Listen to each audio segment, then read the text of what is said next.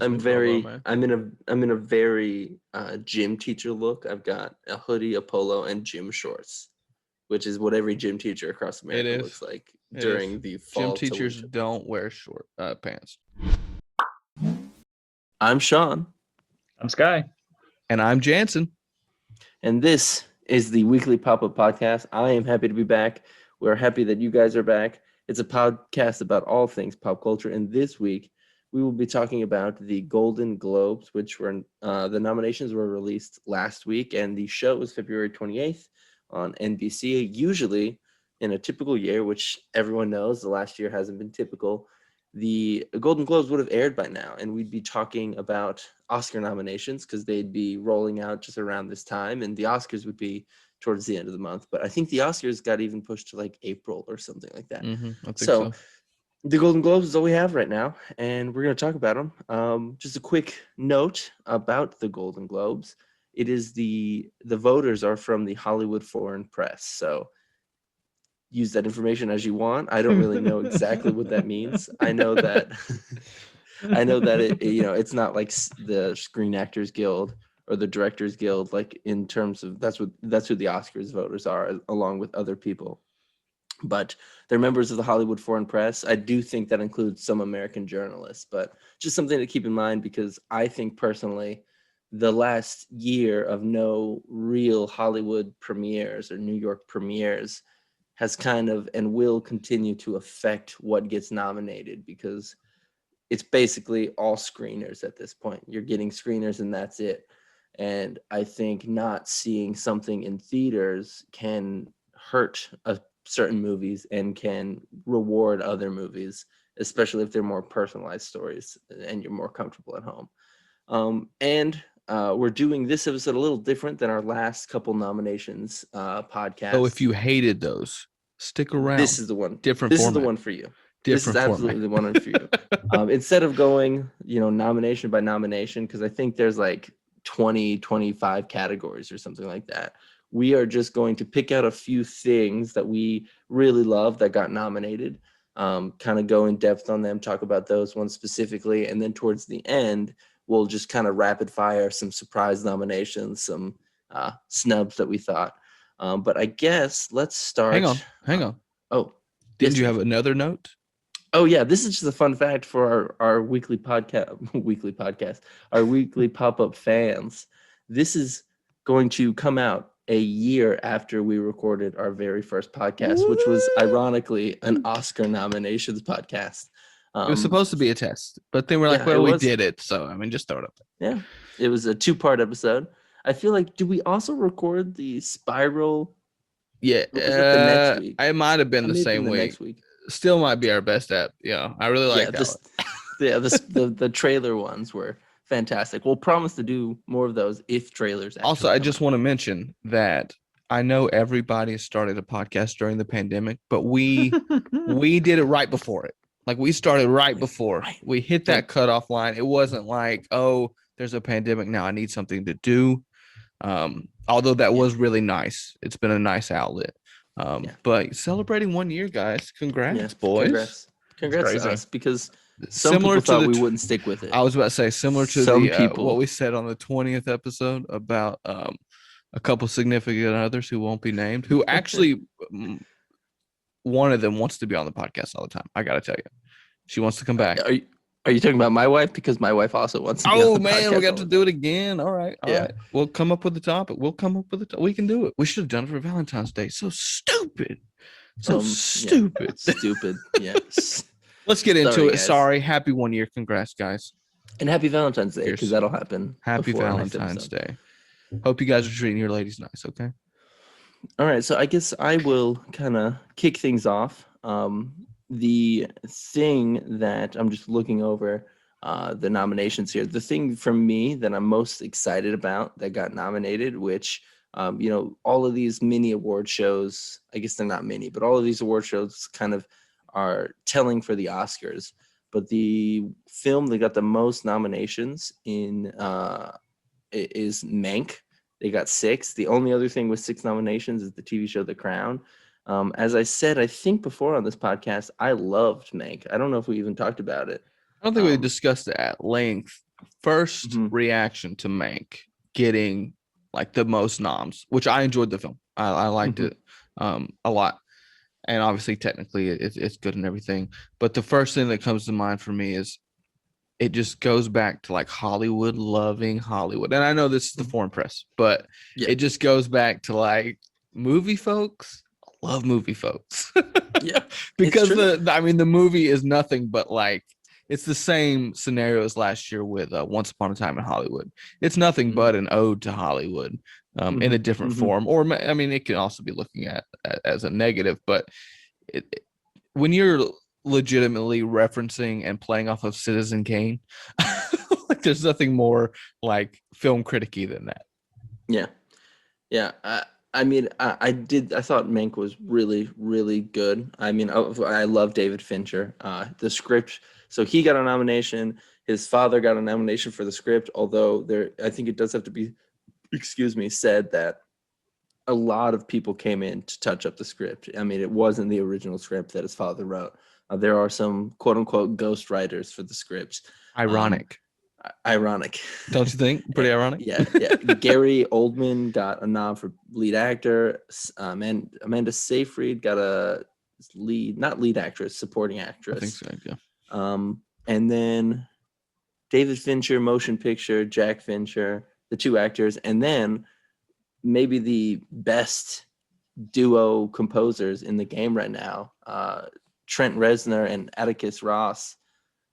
Got nominations not just for Mank but for Soul as well, which is crazy, and they just won an Emmy for that show we love, which is called The Watchmen. So it's crazy. It's crazy how much work they're doing right now. Trent Reznor, famous from Nine Inch Nails, I believe, right? Yeah, and he and Fincher are like best buds apparently. Like he's been scoring his films for the past decade. Ever since, I mean, he even used what Social Network was his first, maybe, or was it before that? No, I think his Social Network is when he started using the whole score. But Trent Reznor scored the opening to Seven, which Jansen just watched recently. Wow, I did. I could talk about that. I'll tell you that. I can talk. Did you like it? That's all I want to know. Oh, I loved it. Did you see the ending coming? No, Sean asked the same thing. Like, I knew something was coming, and I thought something involving the girl would come. I didn't know how it was going to play out or anything, and I really wish I was like 19 years old, going to a theater and not knowing Kevin Spacey was in it. But no, I did love it. Yeah. But we can discuss that another time. It was phenomenal. But Mank also very good. Little bit not as dark. No, not as dark at all. Honestly, but again, like you said, Jansen, it plays on that same stereotype that if you make a movie about Hollywood, especially old Hollywood, you are going to get some sort of love, some sort of nomination, unless you like completely bomb. But I mean, like you said, Once Upon a Time in Hollywood, The Artist was the same way. Even something like just about LA, like La La Land, exactly, which was also a play on like the older musicals. But I mean, it is a tried and true formula for winning or getting nominated for Oscars. So you ain't cheating, you ain't trying, you know. And awards, not just Oscars, but as we see with the Golden Globes. I thought Gary Oldman was great.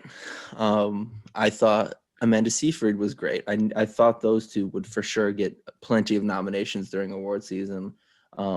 I was not so sure about David Fincher, although I figured the movie would be high profile enough that he would get a nomination, just because I don't think this was like the best show of his directing per se, but I mean, it did look and feel and sound and just the shadows, all of that. The editing was exactly like an early Hollywood film.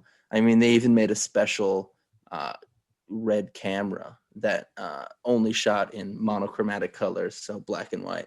But I didn't know if he would get. I thought he may be getting snubbed here and there, but I'm glad he got a nomination. I enjoyed it. The film. I think it's a very awards movie, because I don't think the regular person would enjoy it that much, because one, really hard to track, I think, if you haven't seen Citizen Kane. because it's a super interesting story, and I think it's also important to clarify. Obviously, anything we're going to kind of talk about in depth will have some spoilers in there. Mank's not that spoilery, but for later down the road as well. But for those that don't know, it tells the story about, Citizen Kane is widely regarded as like the greatest movie ever made, essentially. And Orson Welles is the man who, wrote it, directed it, starred in it, pretty much made it happen. At least that's what history says. But there's actually another side of the story that says Herman Mankiewicz, right? Mm-hmm. Mank in the film, wrote the screenplay or wrote most of it. And so it kind of goes back and forth on that. And so it's a very interesting story. I did enjoy it. I think it's not something I would like recommend to somebody though. I'm not gonna, I don't walk down the street and say, hey, you should watch this, because unless it's a certain type of person. And I think the question I have for you, Sean, because you know him much better than I do, the dedication to making it a 1930s movie or whatever year we're going for there was spot on. But do you think that takes away, because to your point of Fincher being nominated, to me, the few films that I've seen by David Fincher, it obviously had a different tone to me. Do you think it still felt like a Fincher film? I know it still had some dark moments, obviously, with the drinking and the depression and all of that, but that was my kind of question. Yes, in a way, because in a lot of Fincher's films, the way he treats even sometimes his protagonists, but just people in general, and especially the antagonists, are just that people are shit, right? Like people deep down to their core, just not good.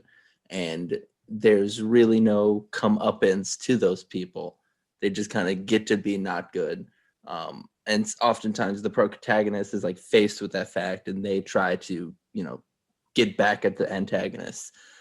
So there was some of that, right? Because you had the William Randolph Hearst, who is the character that Citizen Kane is based off of in that film, as that kind of like person, people are shit sort of thing. And then just the environment of Hollywood and the Metro Golden Mayor guy being just like not good, greedy, and they tanked that.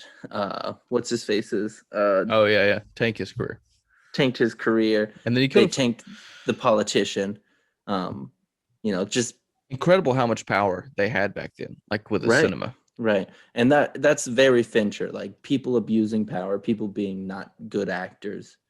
All of that is typical Fincher. He should have made The Founder, that McDonald's movie, which I watched for the first time today. Yeah. Because I was expecting there to be some redeemable characteristics from Michael Keaton's character, and there were not.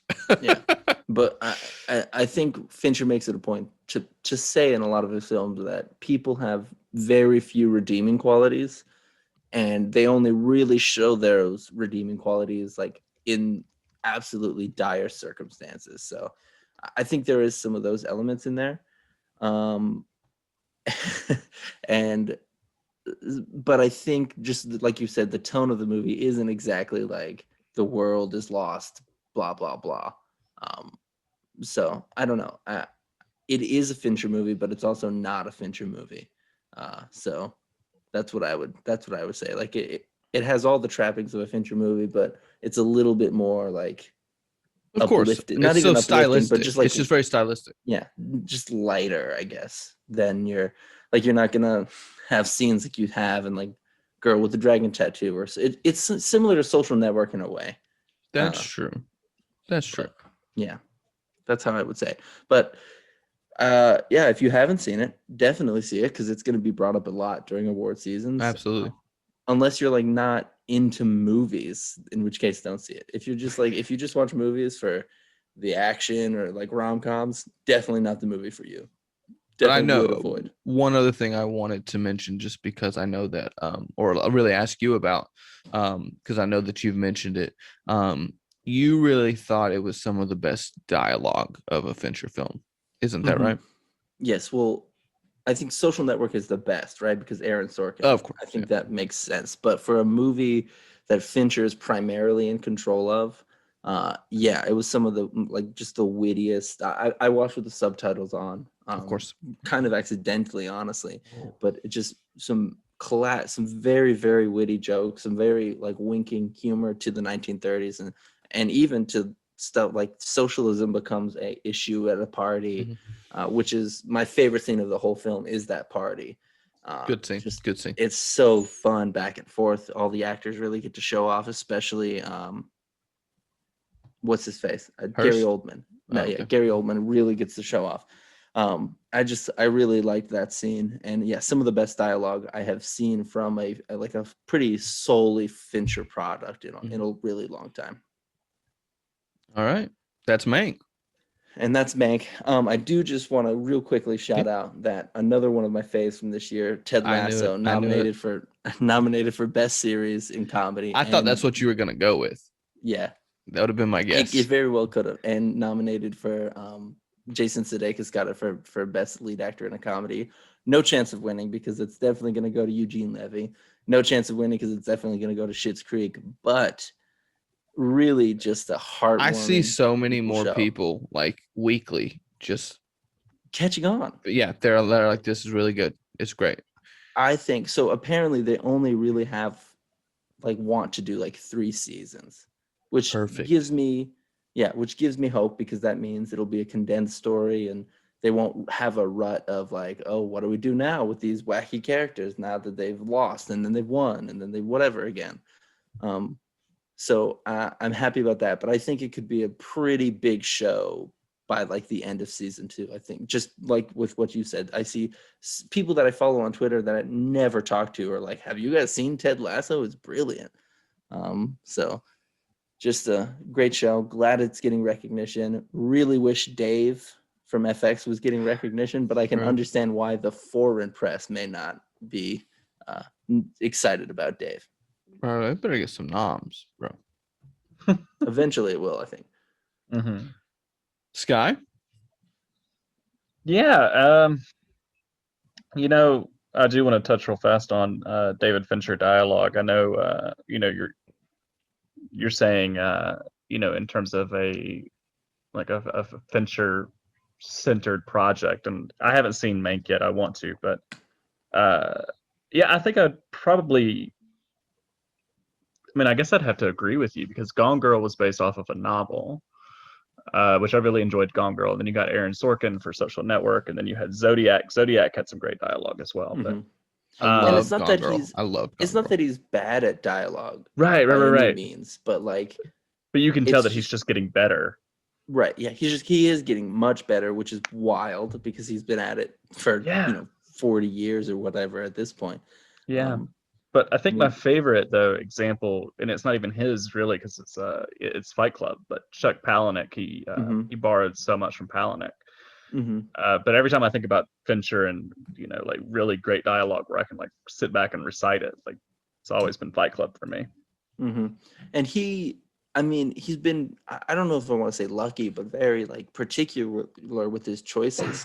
Almost compensating for the fact that he's not that great at dialogue, and he's better at the people work and the motifs and all that by working with Sorkin, by working with, I think 2 or 3 novelists with, Chuck and the girl who wrote Gone Girl and Gillian Flynn. Gillian Flynn. I was going to say Gillian Flynn, but I was afraid I was thinking of the Community actress, and I was like, I don't know if that's Gillian Flynn or not.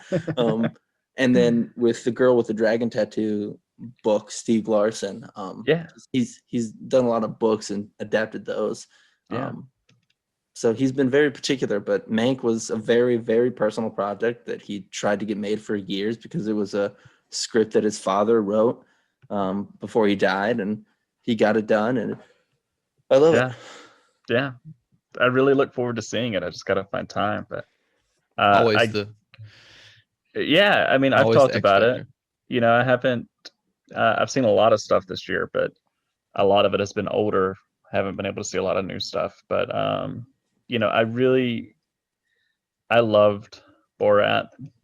I thought that it was wonderful. It won't win, but the way that it was done, I think it deserves the recognition that it has received. The fact that it was nominated, I think, is wonderful. I would love it if Sasha won. I would love it if Maria Bakalova. I would love it if she won, especially her, because I mean this was like her first acting role, and just the amount of time that they had to spend in character, and So method, like you gotta yeah. live that way. Yeah, like he lived with complete strangers for what, 4 days, and I just think that that's crazy. I really loved. Trying to think, The Mandalorian. I mean, we've talked about The Mandalorian on here before. I think. Let's see, that was for what now? What was it nominated for? I know it was nominated. Drama series. Yeah, best television series drama. Loved it. But I've been talking to Jansen and I, we talked about it. Lovecraft Country. I kind of fell out of it for a little bit. I want to go back to it. I really enjoyed the production value of Lovecraft Country. They put a lot of effort into that show. I think it's the show to win this year, especially for drama category. It's a tough category, man. It is a tough category because you got Ozark, which I know people really love Ozark. I'm worried about The Crown. The Crown it always seems to win. But like while we're at the drama category though, where's Succession, right? Like Succession has been on every award shows. True. Where's that at? But we'll get to Snubs later. Okay. Oh yeah. So I also want to talk about real fast best foreign language film. I haven't seen it. I was gonna watch it yesterday, but my app wasn't working. My Shutter app wasn't working. But the fact that La Llorona was even nominated is really big to me because it's a horror film, and just seeing any kind of horror film get any recognition is always a treat. Means it won't win, but it is nominated, so I think that that's great. But yeah, I mean, honestly, like I think when we start talking about the shows and the movies that should have been nominated, I'll have a little bit more to offer. But I mean, it's a very strange award show this year. Very strange. Don't know how I feel about it. Yeah, I do. I want to. You mentioned Borat and the comedy musical category for best movie. I have a real. I don't know why, because I enjoyed it, but I have a real problem with Hamilton counting. Yeah, that's fair. Because it is a musical, but is it a movie? From my understanding, they just filmed it, right? Like they filmed it like it was. They filmed 3 nights. They filmed it 3 nights. I guess technically they filmed something. I mean, they filmed a production. They cut it up. They edited it together. They did audio and track and did all the things that you do with a movie. But like, it won like every Tony. Like, as it should. And it should. I'm saying it's good. I'm saying it's beyond good. It's a great play, but it feels like a little cheap. Like if we filmed every play, like cheating, right? Yeah, no, it feels like a little cheap. That's all I really have to say. I mean, yeah, they can't get a nom. No, I don't know why. I don't know why. And that may be like old man on his porch, get off my lawn sort of talk, but like it just feels like. Was it a movie or was it a filmed production? Right, and tell me the difference. There's a big difference. You have actors. You have someone who wrote it. You have lighting. It is shot completely like. The thing is, you have to figure out how to shoot that because they're doing the play the same way. Right. So you've got to block things. You've got to direct it. You've got to. It's still just because it's not segmented over 6 weeks doesn't mean it's not a movie. But here's my thing. If like a very epic like game 7 of the NBA finals was nominated for best drama, like wouldn't we be like, well, like I get it, it has storylines, it has action, there's stuff that goes on, or like maybe best drama is too far, like best reality show. Maybe that might be a consideration. Okay, but my question, here's one thing.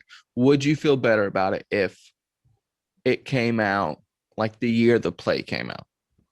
No, Okay. no, Okay, that was my I question. wouldn't. If they took the play And and turned it, shot it and turned it into a movie, like with movie sets and because all of those that. work out so well. Look at Cats. What a great, Mul- what a Hey, great. Exactly. Moulin Rouge, Moulin Rouge. You know, I know that's not really based off of a musical, but you know, like Exactly. it can be done. Oh, it But is I'm done. I mean, but I'm just Les saying, Mis, and it may, who cares? It's a moot point. But is it going to get nominated for an Oscar? probably. That's that's so It might have gotten wrong to nominated. me. Did it get nominated for like an Emmy? Was that nominated for that? Or no? I could be A thinking TV wrong. movie? I don't Like, I know. feel like See, it could have been a TV movie. Yeah. but like, it just seems You're blurring the it do- lines. It's true. like you're blurring the lines of double dipping.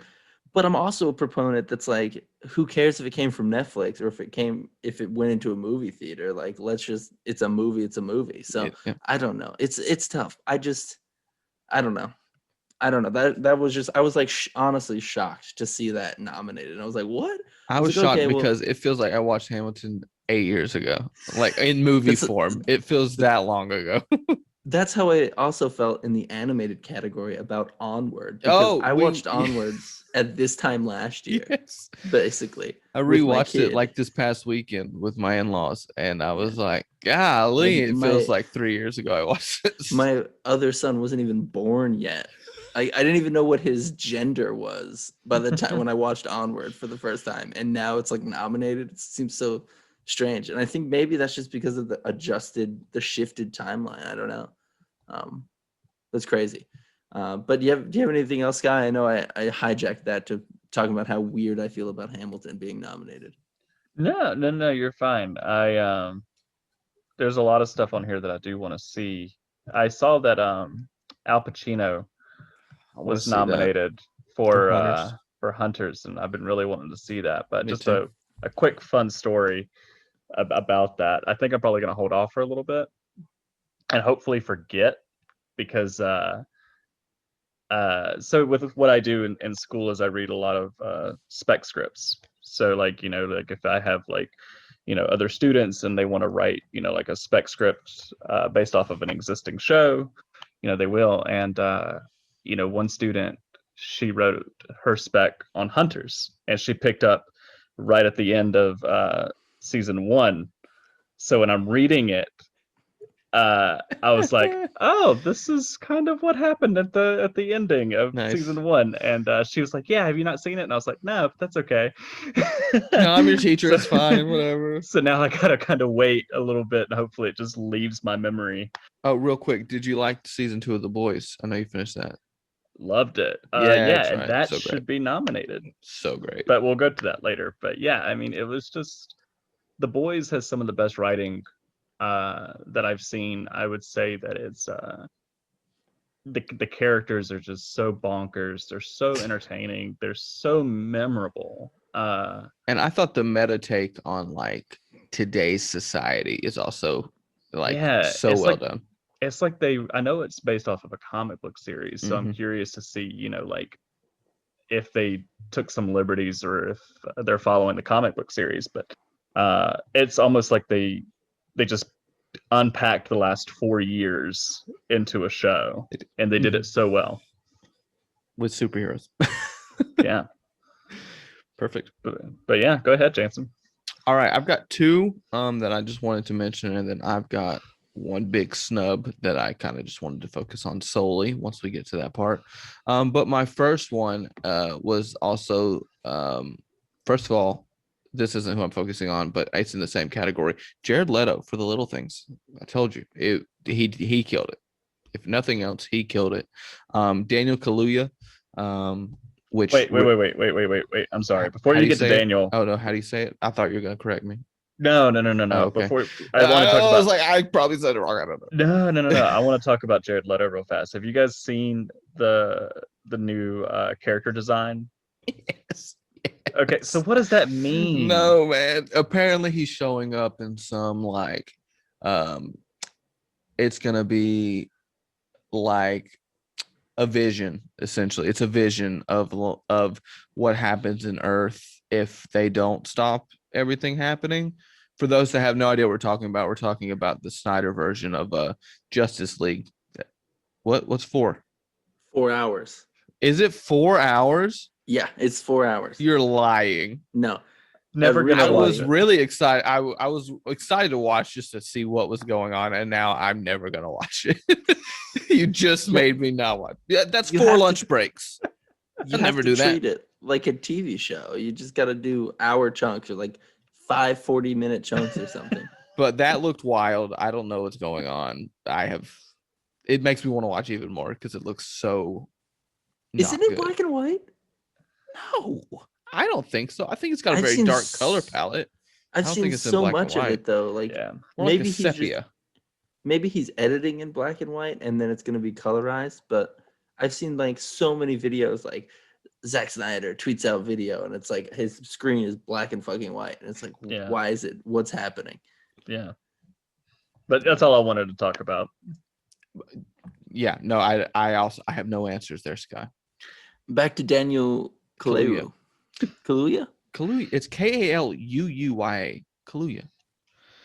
Someone email me, yell at me. I don't care. Just tell me the right way. Judas and the Daniel Black K. Messiah. Daniel K. Which I'm hyped for. It'll come out the day this podcast comes out. And from everything, all the commercials are so well done. And plus, it's getting great reviews. Like when all of it's coming together, it makes me really excited. When commercially you're marketing it right, and then it's coming out. Really excited. But the one I wanted to focus on in this category, which is Best Supporting Actor for a Motion Picture, is Leslie Odom Jr. from Sean's favorite award-nominated musical or comedy, Hamilton. But he was nominated for supporting actor in One Night in Miami, where he played Sam Cooke and did a wonderful job. Sings a lot in the movie, obviously, as Sam Cooke. Has an original song, I think, that's also nominated for the Golden It is. Globes. And so is Regina. And so is Regina for her directorial debut for a motion picture, because I think she directed some TV and things of that sort. He was phenomenal, and I really loved getting to know more about Sam Cooke. Obviously, the other 3 just throughout history in everyday pop culture are probably referenced more, especially Muhammad Ali and Malcolm X. But then as a sports fan, I know who Jim Brown is and know some things about him. Although I honestly had no idea he was like a huge actor. I did not realize that. Mm-hmm. I knew he retired early. I didn't know it was for that reason, even though I definitely have seen the Jim Brown movie. It's just been years ago. And I guess, I don't know, I just forgot that. But Leslie's performance was great because really him in the movie, he and Malcolm X kind of take center stage on the way that they approach being black in America and how they see success for a black man in America. And they have 2 very different views and they spar. And halfway through the movie, I turn to my wife and I say, this has to be based on a play, because they've been in this hotel room, like just the 4 men in a hotel room for, we've been here for 30 minutes now. And it turns out it is based on a play. The guy who wrote the play, by the way, he wrote the play originally, and then he is a co-director of Soul. So he's only a mild success. But the way that they spar back and forth and really go at each other, but also share that they have a friendship, I thought was phenomenal. I definitely thought that he should get nominated, and he is. I also thought, though, that the actor who plays Malcolm X should have gotten nominated as well, because the mannerisms, following up Denzel, that whole combination of things is a very tough thing to do. And I'm looking up his name right now, just because I don't want to slight him, because he was so great. Kingsley Ben-Adir is his name, and I thought he was going to get nominated. Maybe he will for an Oscar. But really great movie that I just watched, really pertinent to the times, and would definitely recommend people watch it.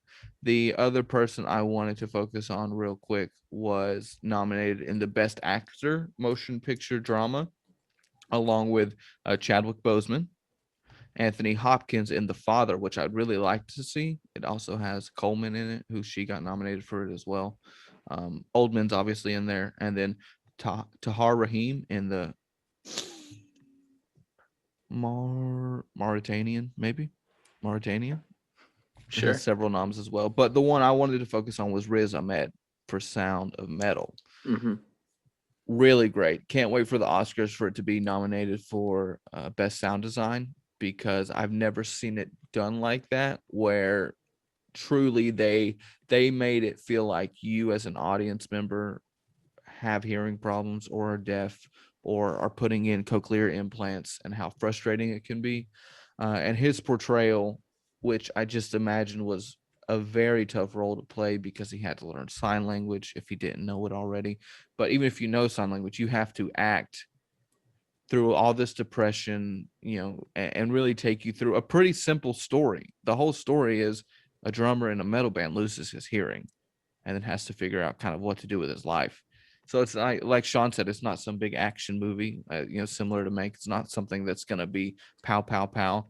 It's got a good pace, but it's not, nothing's truly happening action wise. He's going through things, and he just does a phenomenal job. I really connected with his character. I felt so bad for him. And I thought it was a great performance, because you see the frustration and really the feeling of being lost. Everything you've known in your life, is taken away from you. So I'm excited to see if he can win. Again, very tough category. Um, Bozeman obviously is going to get a lot of looks. One, because of his performance, but also, with him being passed away, it's tough to pass up. But then, the other two, with Anthony Hopkins and Gary Oldman, I mean, legends. So it's a tough category, but I'm excited to see, because I think his performance is worthy of a win. Well, I haven't seen it, but I think Riz, it's his time. I mean, I've been an advocate of his since Nightcrawler, and I mean, when I watched, I still haven't finished it, but when I watched a little bit of the night of, I mean, he's clearly going to be one of those actors that we're going to be talking about for the next decade. He's so good. Like he's going to be that guy. So I think it could be his time. Yeah. He can just have such a range. Like, he can play good, he can play villain, he can play a little bit of everything. Still don't know if he was the right choice for Venom, but that's fine. I didn't think he was. I enjoyed him. Yeah, I think, though, he is one of those actors who could just rattle off like a McConaughey type year, where he's in like a super successful like dramatic series, and then he gets like a really good side actor part in a movie, and then like a lead actor in a movie, and all of a sudden he has, a best actor nomination and an Emmy, and then a best supporting and lead actor in film. Like, he just definitely has that pedigree. It's funny, I almost watched Sound of Metal, I think 2 days ago. I was like looking for something to watch. I was on Amazon Prime, and I saw it, and I was like, ooh, that looks good. And I didn't, but it's definitely on my list.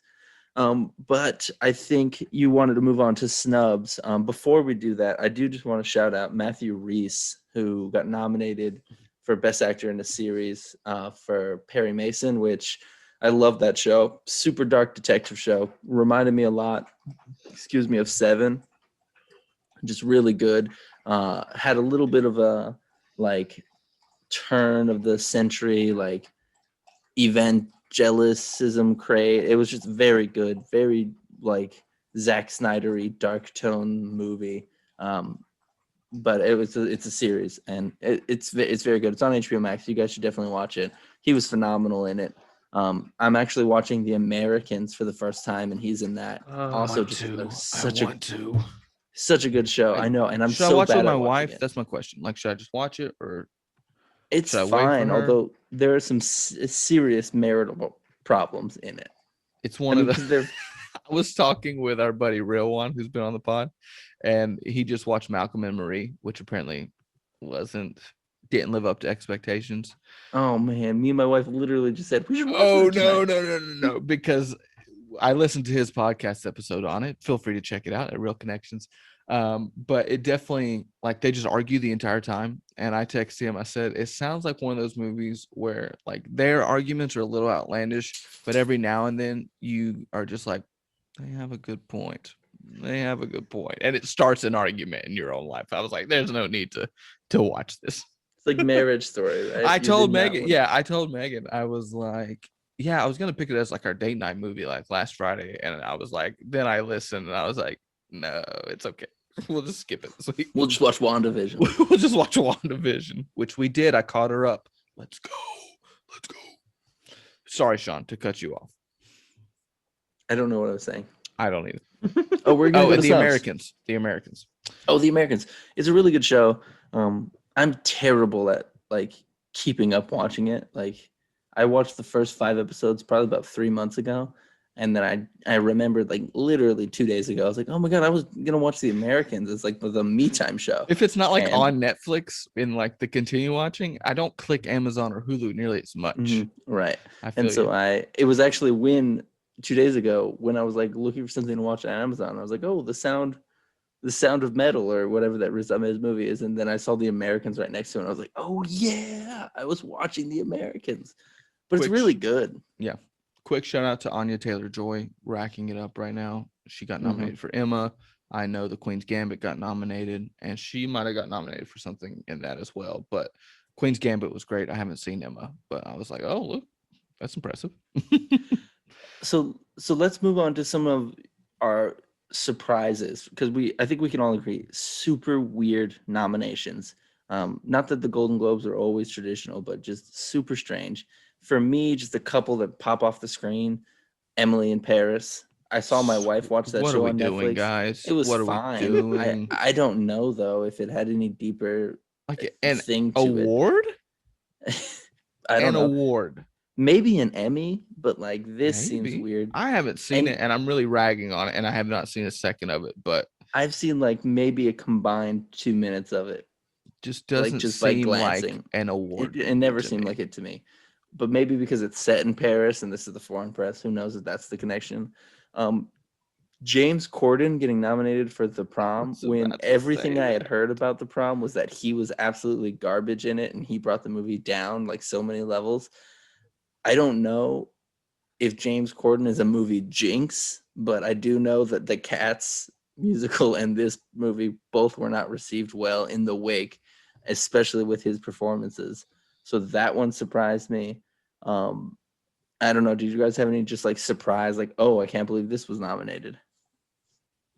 I haven't seen it, but Palm Springs kind of surprised me with Andy Mhm. Samberg. Yeah, I've been wanting to watch it, but I mean, It did I just- surprise it's- me, it but I shocked was me. happy that it happened. Like, because I watched it and I enjoyed it. Again, I don't know if it's a award movie, but I did enjoy it, so I was happy to see it on there. I had one. Hang on, let me go back. That I was just kind of surprised that was going to be one of mine, and The Prom as well. Sorry, I'm just going back.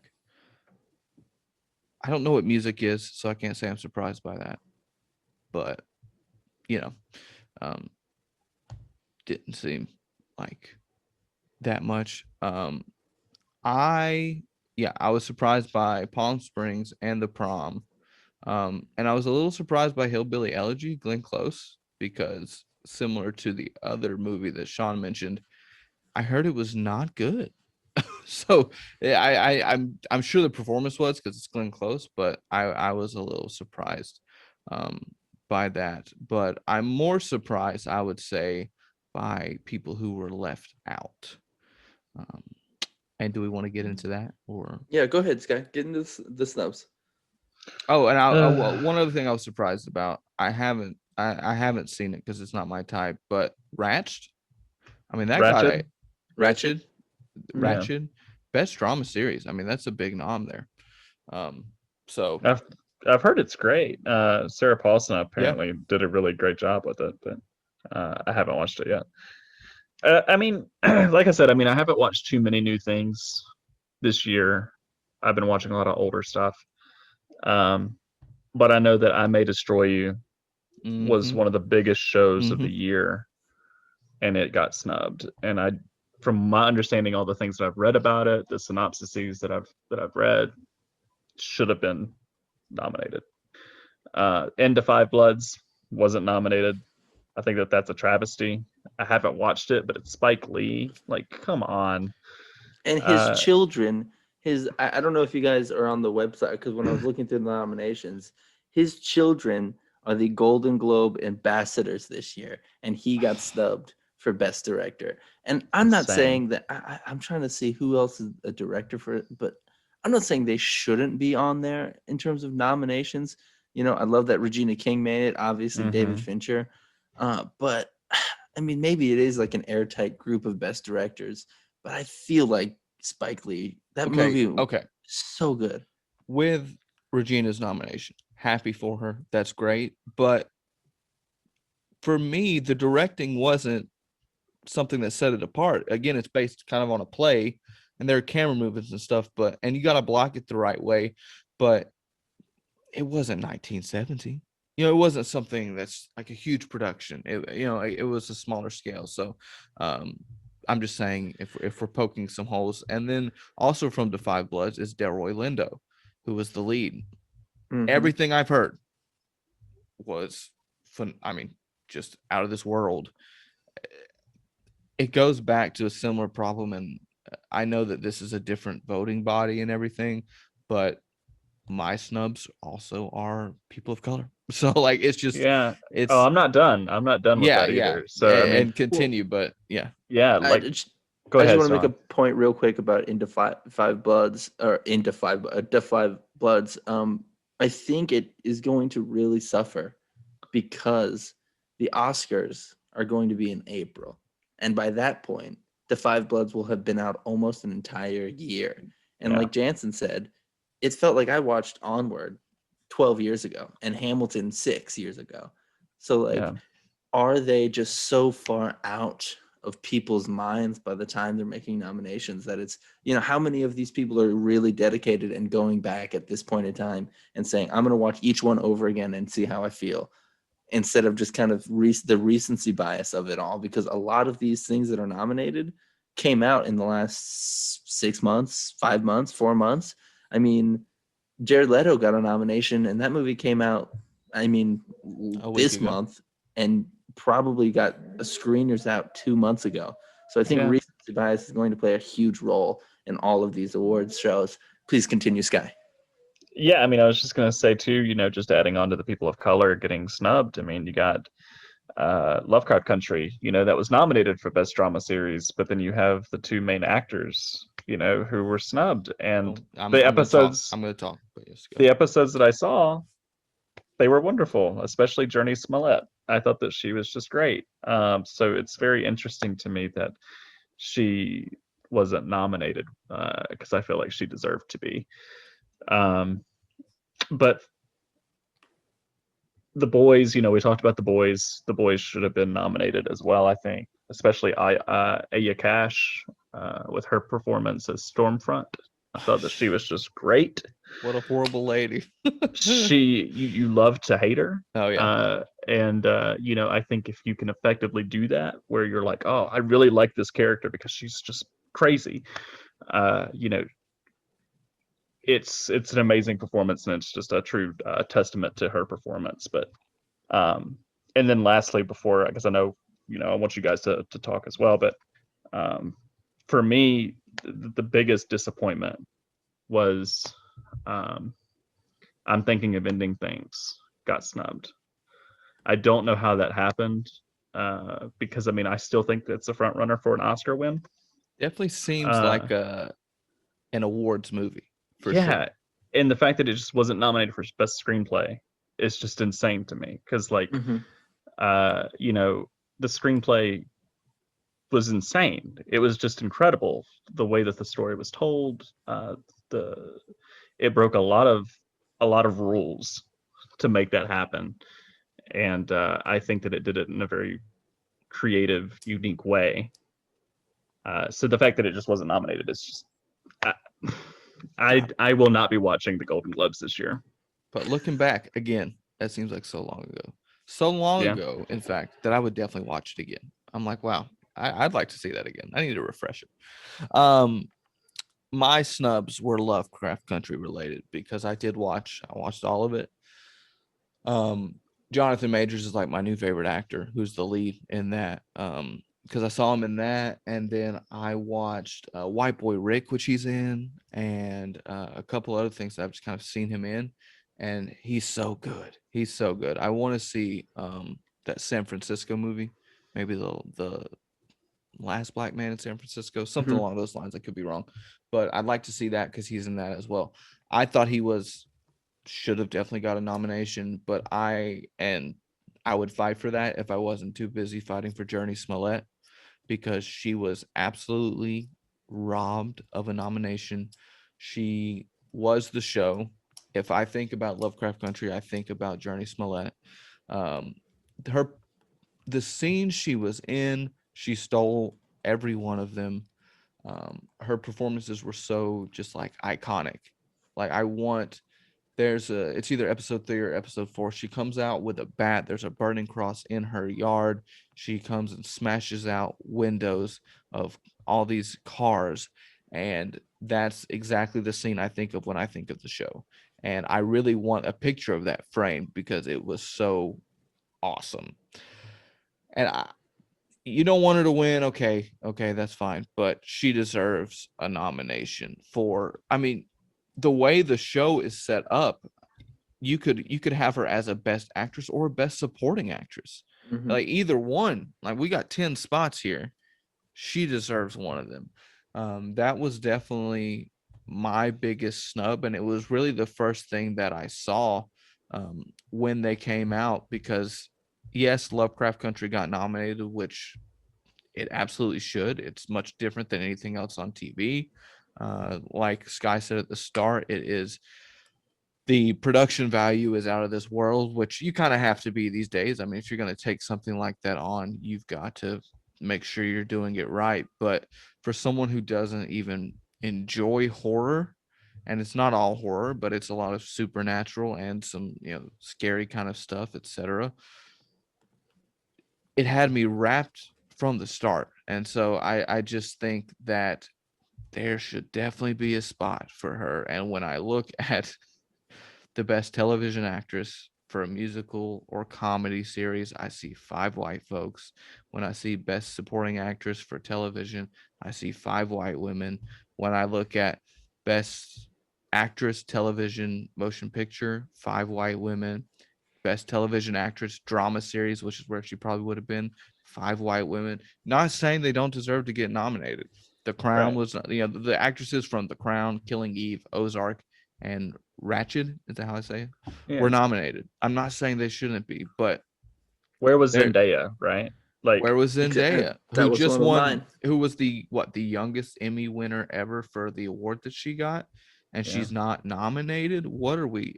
But Lily Collins for Emily in Paris is, like, yeah, or The it's a Great, joke like this Elle year. Fanning in The Great, or I guess I'm looking at musical comedy series, but still, for Zoe's Extraordinary Playlist, like, I'm not saying any of these people are bad. I haven't seen any of those, but come on, we can't. I mean, The Crown has like 5 different actresses nominated between the categories, because Helena Bonham Carter is in there, Gillian Anderson is in there.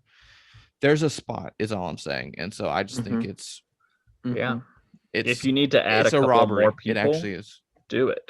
Yeah. Exactly. It's your show. Right.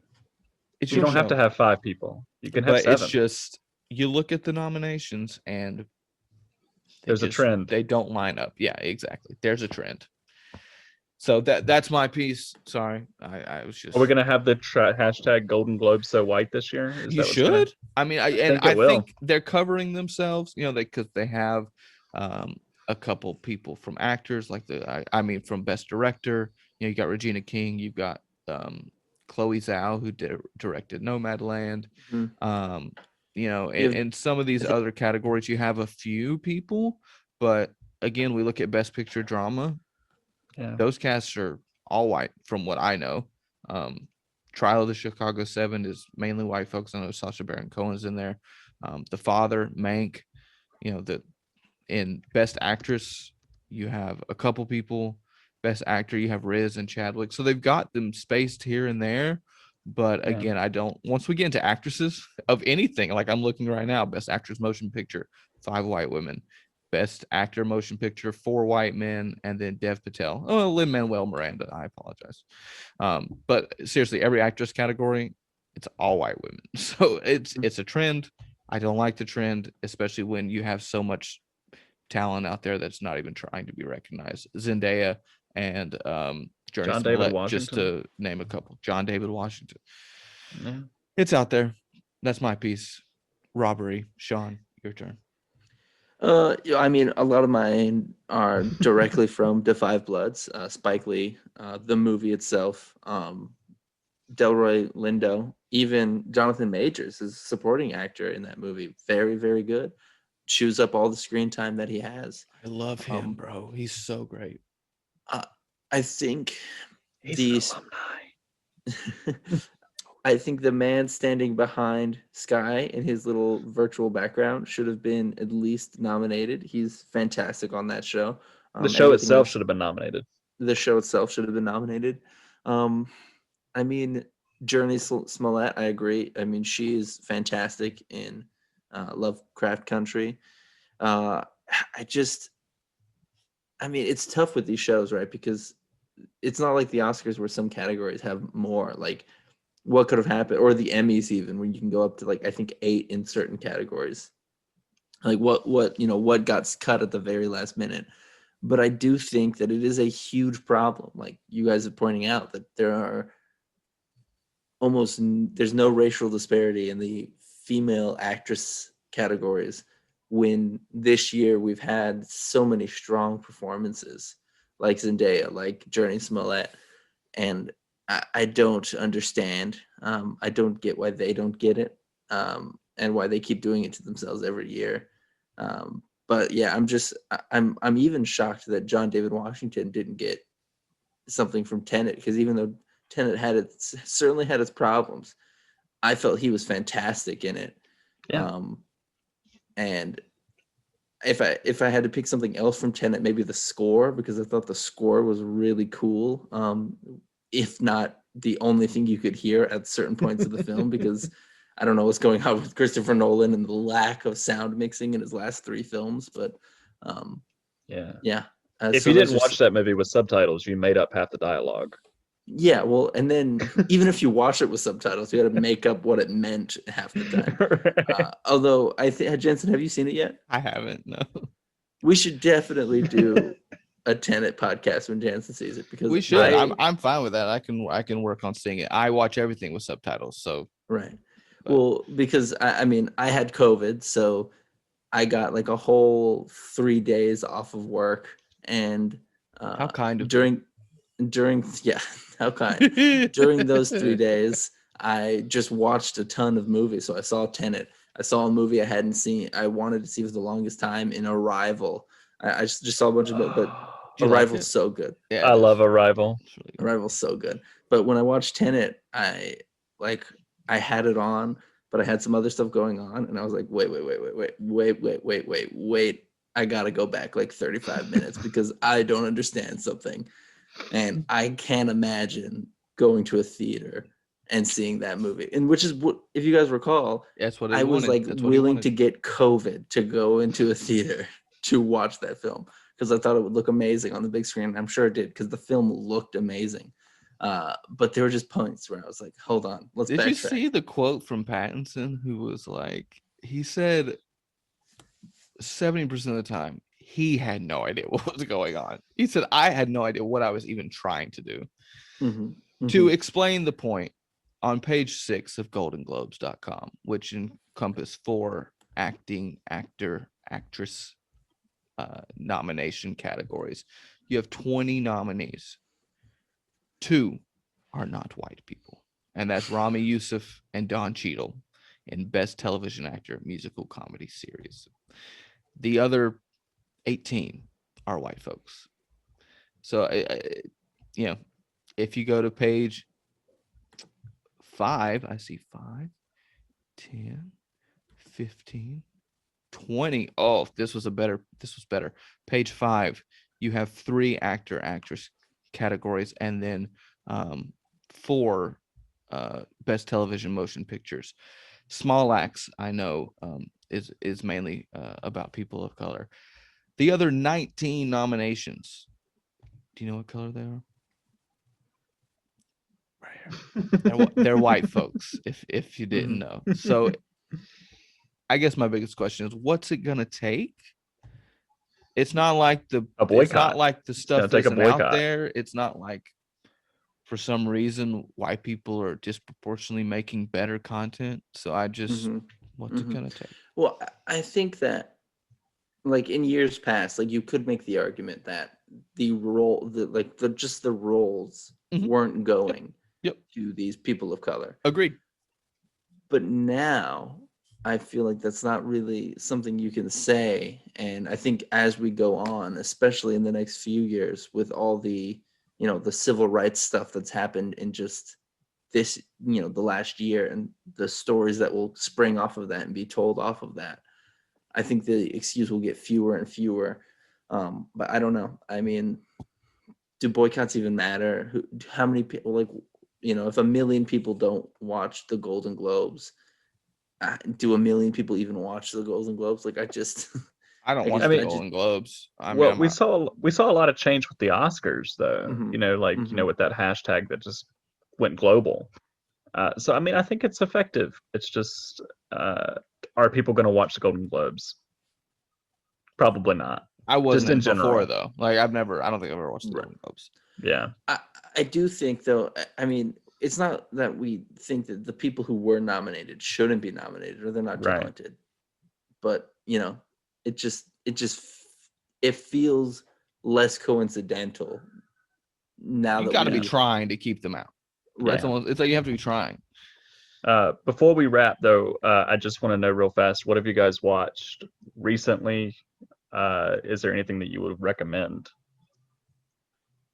Jansen, I know you're watching stuff all the time. Oh God, yeah. Hang on, give me a second. Let me pull it up. Well, he goes. I'll go. I mean, if you haven't been watching WandaVision, yeah, why wasn't that nominated? If we see stuff that hasn't even been released yet, we haven't seen but they the haven't new done movie coming out screeners. Friday. But they haven't done screeners. I'm sure they're so secretive that they're not. Yeah, I listened to a podcast that they were like, we got the first 2 episodes and that's it. Yeah. So that's probably why. I get that'll definitely get nominations though in the coming year. In the future. Yeah. Guys, I've had a great 2 weeks of movies. Okay. I've watched The Founder, which was good. Not great, but it was good. I watched The Prestige for the second time, and it gets better every time. 5 stars. I watched 7, 5 stars. One Night in Miami, 4.5 stars. And then one that I watched right before The Little Things was that I would recommend because it's actually new and we haven't talked about it tonight, and I really enjoyed it, was Palmer on Apple TV Plus with Justin Timberlake. Really heartfelt. I liked it a lot. Take it with He's under some scrutiny right now. He is. Okay, listen, I didn't watch the doc. I have not watched the Britney Spears doc. I'm not talking about JT the man. Just saying, I really enjoyed the movie. And also, he got some flack for that movie because those were the photos that came out of him grabbing his co-star's leg while drunk at a bar.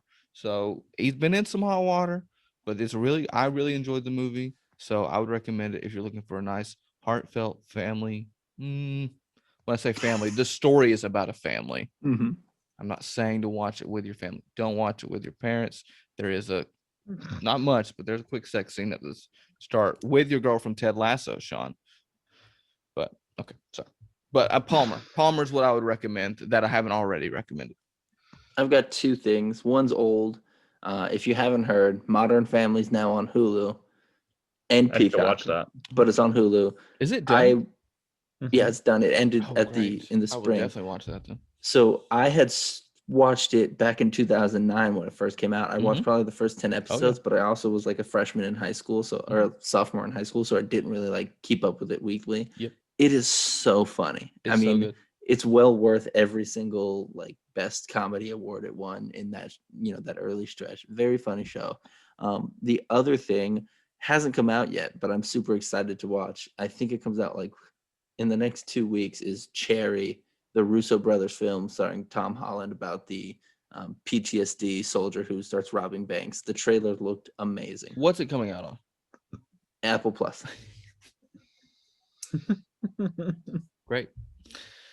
And then I guess for me, I've talked about The Boys season 2, but I watched Possessor, which I've been telling you guys about.